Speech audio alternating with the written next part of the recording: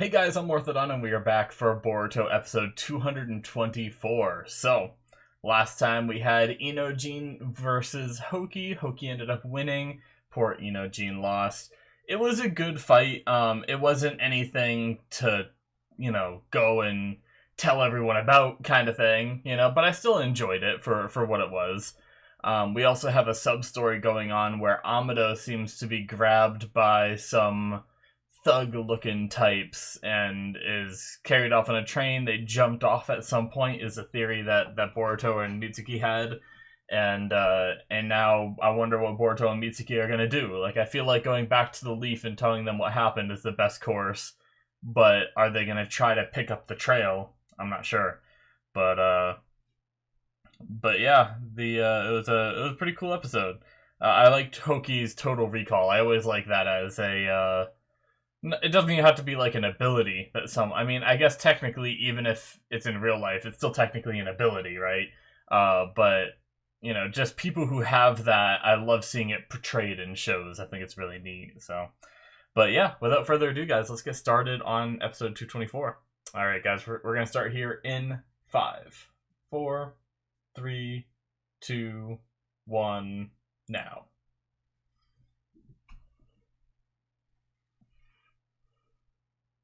Also, we have Wasabi versus the name I always forget. Iwabe? Iwabe. And become Hokage. Yeah.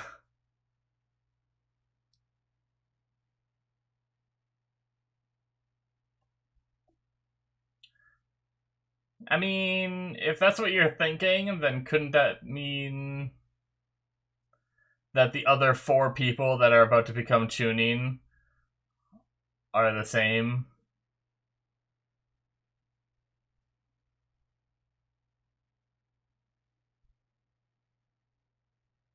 I don't know who's gonna win this one.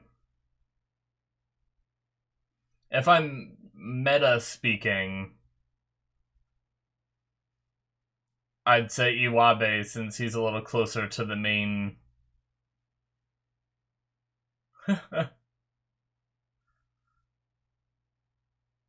Oh, who's this? Parents? Oh, parents!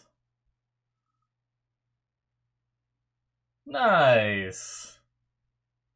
This is cool.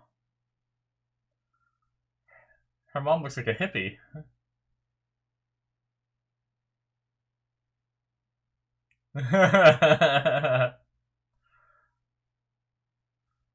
Oh, grandma?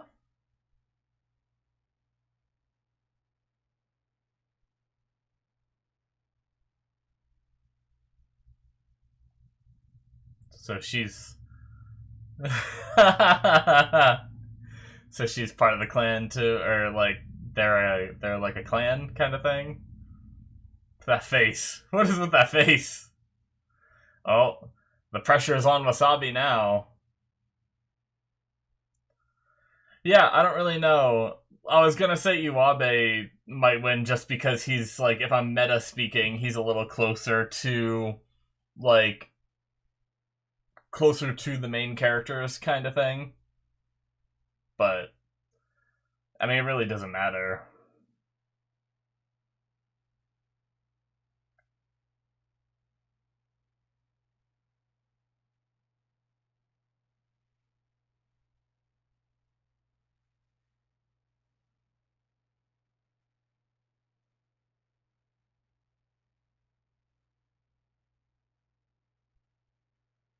Hmm. Man, I feel like out of it tonight. I'm sorry, guys, if I'm a little quieter. The I like just woke up from a nap, but I like didn't sleep good, but I think I did sleep good. And it's like it's one of those things where I just feel like super out of it.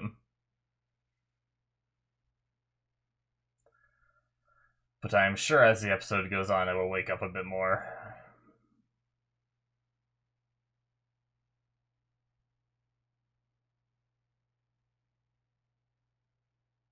Such a good picture there. I love that. The Legend of the Monster Cat. Oh.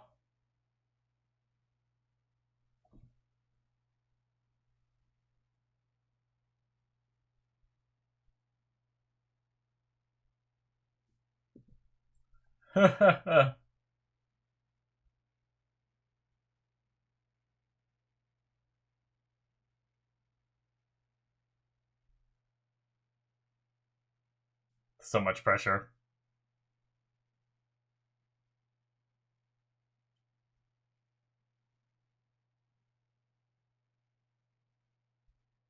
Oh, yeah, sure, yeah.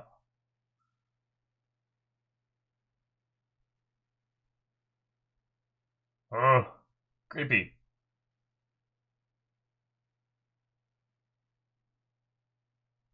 Whoa.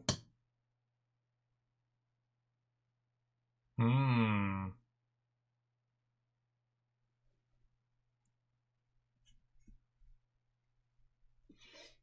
That sounds dangerous.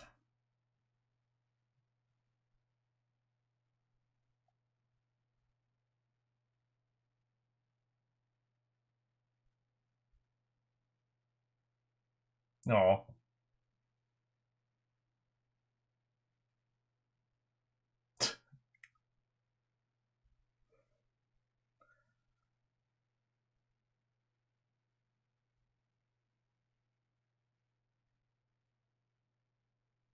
Yeah, it can't be easy.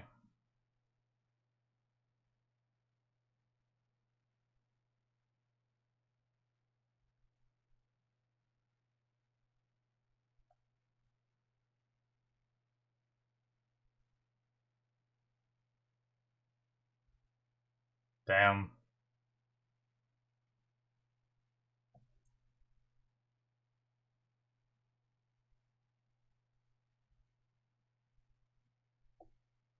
They're really building up Wasabi this episode.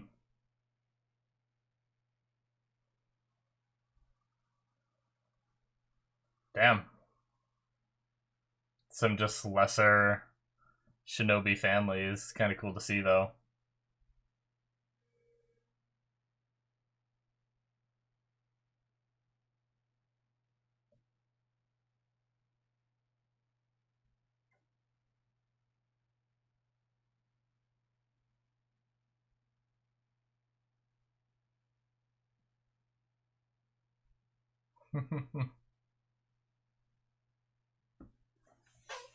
I have a feeling the jutsu is not just something made up by the grandmother, though.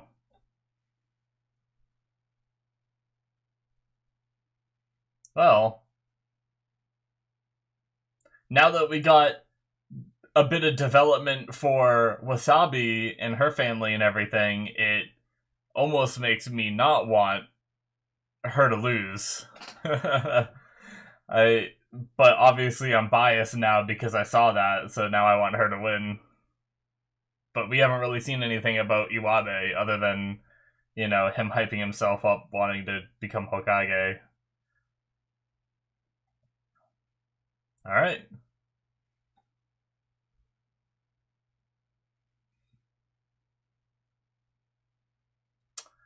Come on, Wasabi.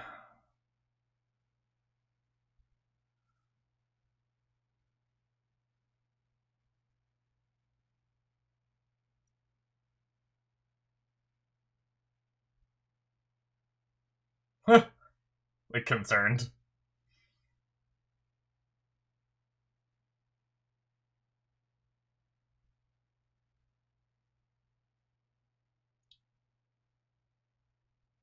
Oh, jeez. Like, oh, damn, okay. They do slam together.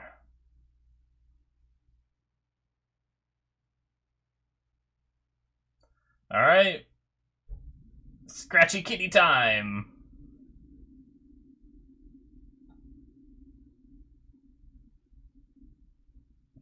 Take out all your frustration. Hey! I don't remember your name, but it's you guys. Shinky. There we go. Thank you, show.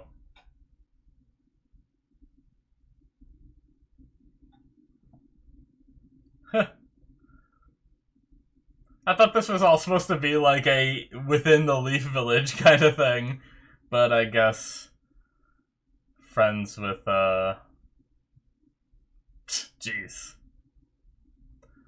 Friends with Hokage get special permissions kind of thing.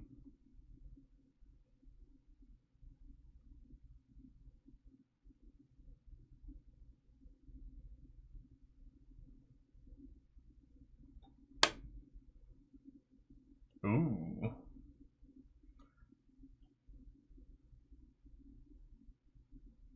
The edge.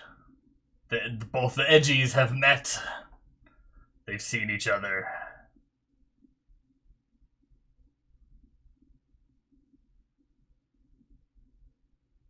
Shinki's gonna get jealous of Kawaki's indifference and be like, no, I'm the more indifferent one.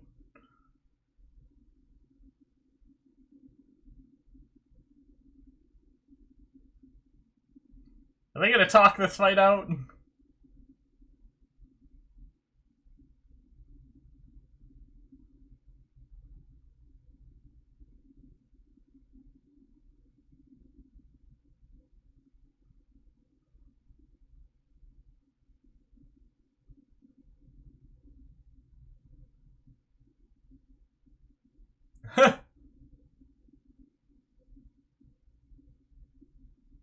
Her facial expressions are extreme this episode. What the hell?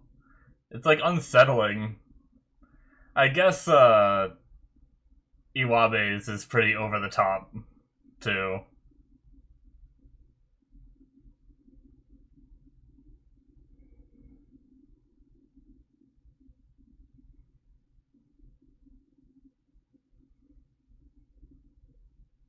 Are they hearing this?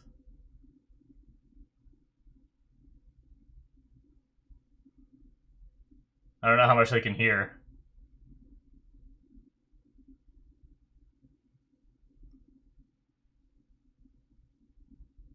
Jeez.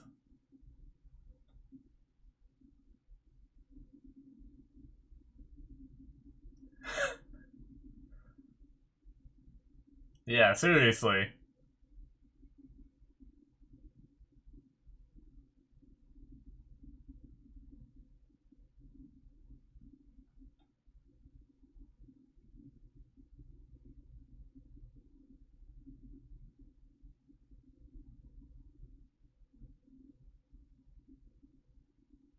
He has a point.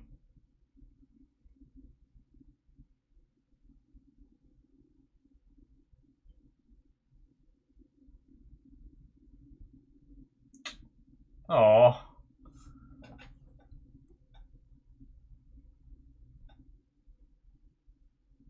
Blocking the grandmother's ears so she doesn't hear. Oh shit. That scroll.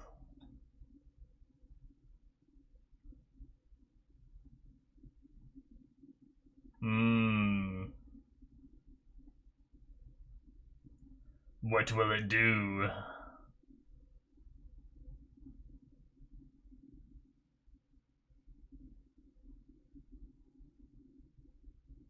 Why tell him? She just doesn't believe it's real.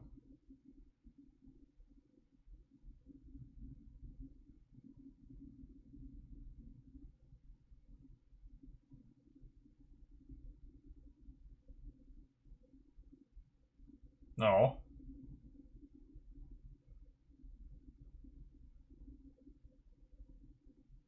As large as a tree.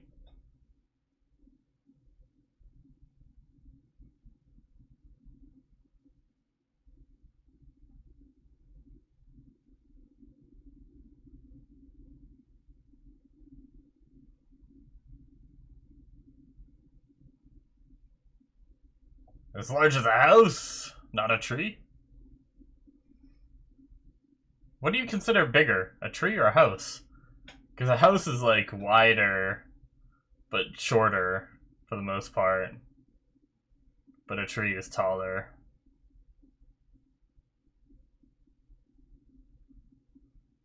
I mean, it's definitely going to be real, right? After all this build-up.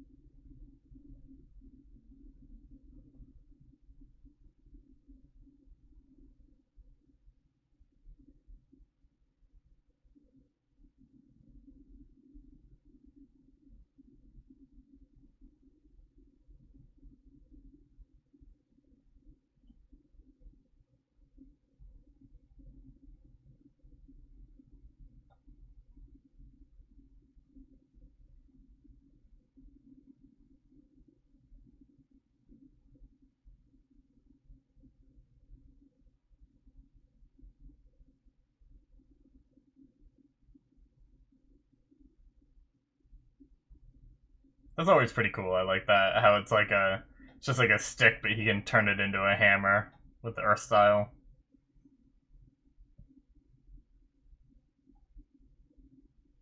This is like a. This seems like a freaking damn something from like Smash Bros. I don't know.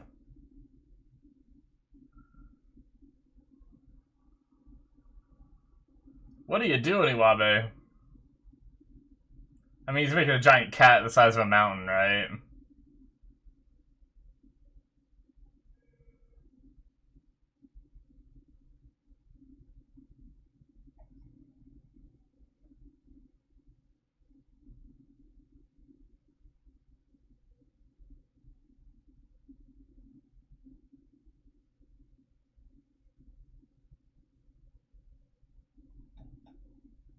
Is Iwabe gonna push Wasabi to like doing this crazy jutsu and then lose because of it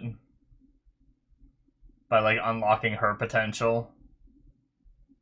I mean, it's clearly a cat, right? You can see the ears, and then it looks like it has paw up to its face. Yeah, how much chakra is this taking?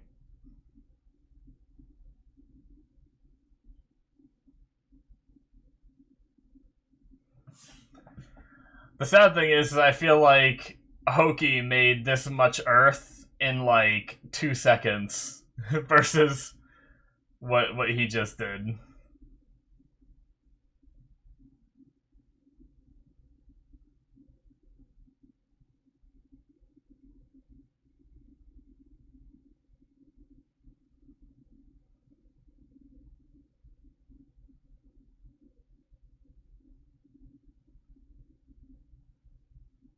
Hey, it even chiseled it! Giant kitty. I am really confused by this fight. I mean, trying to prove some kind of point, but when I get it. Good offer.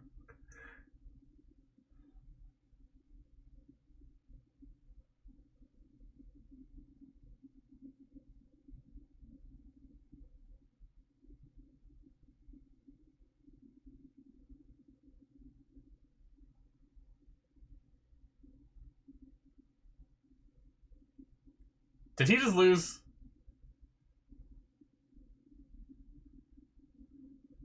Uh-oh. Is he gonna fall on him? Uh-oh. Is she gonna have to summon the strength of a giant cat to save him?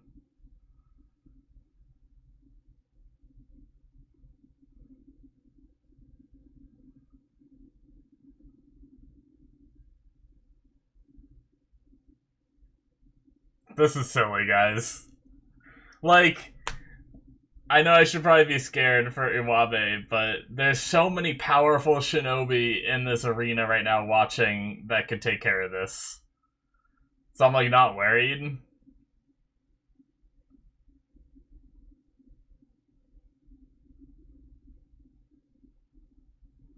Cat God possession!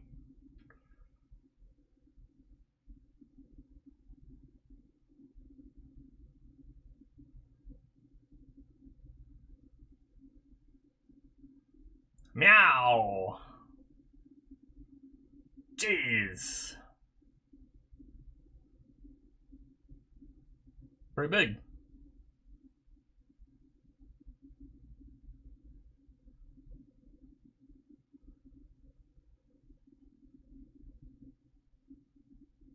Hey, it looks just like the one that Iwabe made. How coincidental.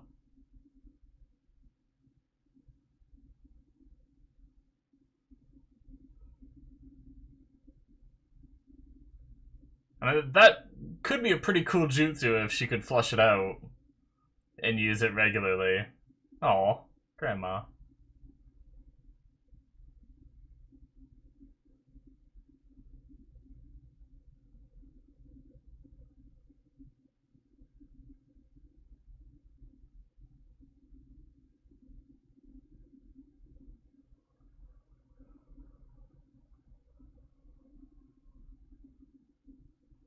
Yeah, he's out.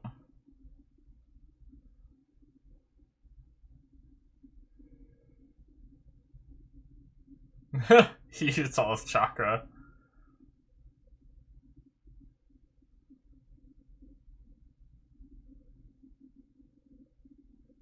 That is silly.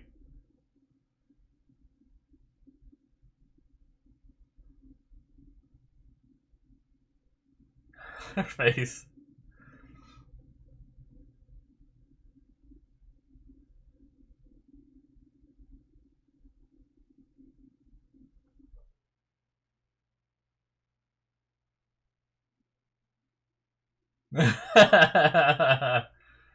Oh my god. Okay.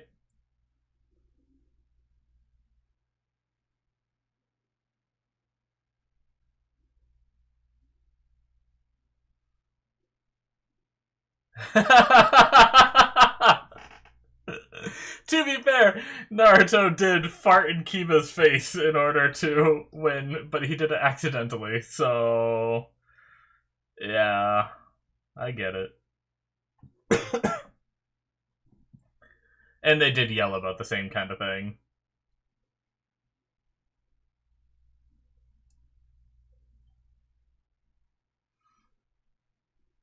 Seeing a little bit of this.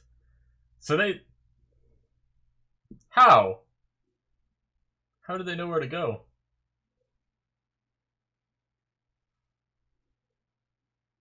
Okay. Who's next? Are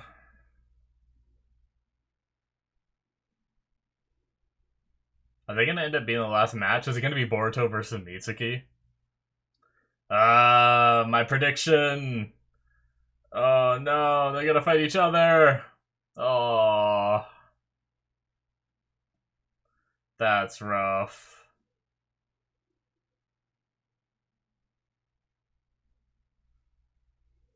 Damn. Wow. That's gonna be a rough fight. Oh. I feel bad for them.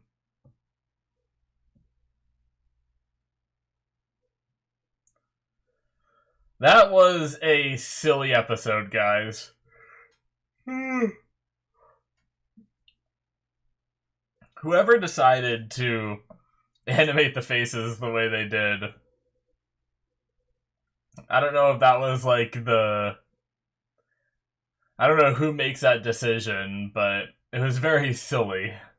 Like, Wasabi's face was all over the place this episode. Iwabe's face was pretty extreme, and even Naruto's face was pretty funny when they're like, "Oh, it's just like you and Kiba used to be," and his face was just so silly. I love it. Oh man.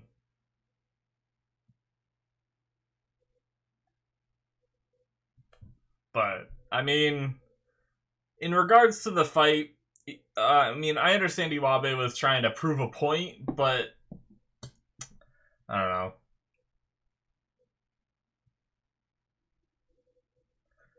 It was a little too silly for my taste, personally. But I really like the Wasabi, like, family stuff and everything and getting all that. But that is going to be it, guys, for episode 224. But yeah, like... I really like seeing Wasabi's family because I feel like we don't get to see the family of a lot of the side characters too much. And I always... I mean, I guess it's just because I'm getting older, but whenever I see, like, the families come and, like, cheer on their kid and everything, it just makes me feel good, you know? And, but I also understand the pressure that was being put on Wasabi. It's kind of like... It's actually a lot like when families have, like, no one in their family has gone to college, and then finally one of the family members does go to college, like one of the kids, and they're like, "Oh, you're a pride and joy. You're the first one of the family to go to college." I've heard that in other media, and I've even heard that within my own family too. and stuff like that. Whereas I actually think that I am the first person in my immediate family, if we're just talking about like my mom and dad, sister, and myself, that has gone to college and graduated. So um, I feel like I've heard that before from my own family, but it wasn't really like in a pressure way kind of thing, or at least as much for me. I didn't really feel it, but I think it's definitely comparable to situations like that in real life. Um so seeing Wasabi's family be like, "Oh yeah, you're gonna become the youngest Chunin ever in our family, and and then you'll become a Jonin. I know it. You're a great shinobi, and eventually you'll be Hokage." And like just putting these expectations on her, especially on a young kid who maybe hasn't fleshed out their goals yet. Like maybe that's not what she wants to do. Like as she said, she doesn't really want to be Hokage, but she does want to be. She does want to be an amazing shinobi. But why does it have to always be about Hokage kind of thing? Like there are plenty of great shinobi that aren't Hokages, and so why can't she be one of those? So, but but yeah, like it was, I did feel bad for her with the amount of pressure that was put on her, and it made it so even like going into her fight, and Iwabe having that dream saying like, "Oh, I'm gonna be Hokage," and like she just heard the word Hokage, and it's one of those things that just like triggered that anxiety within her, and she didn't even have much like pep in her step in the beginning of the fight. So but I do like the portrayal that they gave there to those kind of situations. But as for Iwabe's stuff, like I understand he was trying to prove a point that if someone who doesn't come from a great family can do something like this, then any of my dreams can be possible. And I did like what he had to say about like don't tell me that don't tell me what I can and can't dream kind of thing, like he said, I can dream whatever I want. And that's the thing. Obviously as you grow up, your dreams need to become more realistic kind of thing. Obviously if you're growing up and you're nowhere like you know what I mean, like basically, if you're growing up and you're like, I want to be Superman, but there's obviously no way that you're going to get those powers, eventually you need to change that dream to be something more realistic and something that you can achieve. But when you're young, I feel like it's okay to dream whatever you want. That's the fun part about being a kid is, that stereotype of like, a lot of young boys want to be like firefighters and stuff like that, but as they get older they realize that they don't really want to do that. um but but yeah, so I definitely respect what Iwabe was saying, but it was very silly of him to just summon a giant cat out of stone and use every bit of chakra and then not be able to fight in his match. Like, I don't know. I felt like, weirdly enough, this is one of those moments that, at least for me personally, I kind of feel the writer's pen, where it's like, we'll just make this one kind of like a fun one kind of thing, and goofy, and it doesn't need to be serious, so just do whatever. Like, I feel like with Iwabe's goals, he would try harder to win the fight than to prove a point, but I don't know, maybe that's just me. Maybe I'm just wrong. It's very possible, but it's just, it didn't feel like something Iwabe would really do kind of thing. Um but yeah, we're kind of at that point where some of these fights are going to be ones that we don't care as much about, but I feel like I could have, especially with the build up of the parents, I feel like I could have cared a lot more about this fight, because they could have made Wasabi be like the underdog throughout the fight, and be like have Iwabe be a bit stronger and have her kind of be out of it, but then maybe have something that like snaps her out of it throughout the fight, and she manages to use that scroll, realizes like everything her grandmother told her while growing up is true, and we could have that like cool moment, and then maybe she does overcome Iwabe and beats him. But now it doesn't feel like, and honestly, it probably won't feel like as much of an achievement for Wasabi either, kind of thing. It kind of belittles the victory that she had here, because she didn't really win. You know, her opponent just did something goofy and passed out, and that's how she won. Like, that doesn't, especially because that's the other problem is, this is like a tuning exam. This is to become a tuning. Like, obviously she displayed some good strength using that scroll. Like, that is some powerful stuff, it seems like, anyway. If she can better harness that. But that means that she is getting moved along without really proving herself, and she's going to become a tuning, and that's kind of dangerous, isn't it, if you think about it? Like, if we go down to like the deeper level, that means she's going to be able to go on harder missions now because she's a tuning, but because she didn't exactly prove herself, prove that she's strong enough to take on those missions, you know, what if she can't handle them and she gets herself killed? Like, obviously this show is on the lighter side, so it most likely would never happen. But if you think about the fact that these ninja go on these dangerous missions, and the higher level you get, the more dangerous your missions are, and if you're not prepared to take on that task, then you shouldn't be promoted to that role, kind of thing. And now she's been promoted without exactly, I mean, she did summon that giant cat, broke that giant boulder, so,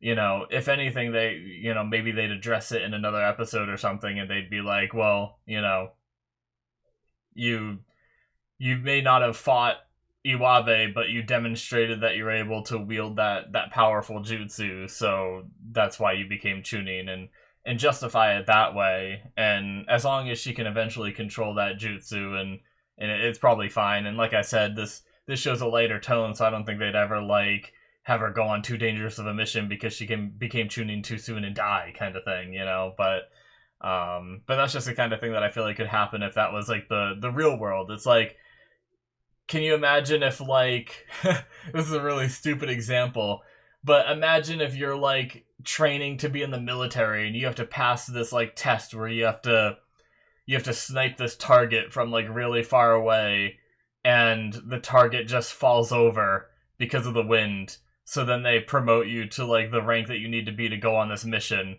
And what if you weren't ready? What if you couldn't have hit that target? And then you go out into the world and you have to go, you know, take someone down, take down your target, and you mess something up and you just get killed, kind of thing, like, because you're not ready. That's like to try to like relate it to our world a little bit. It's a very silly example, but, you know, I don't know.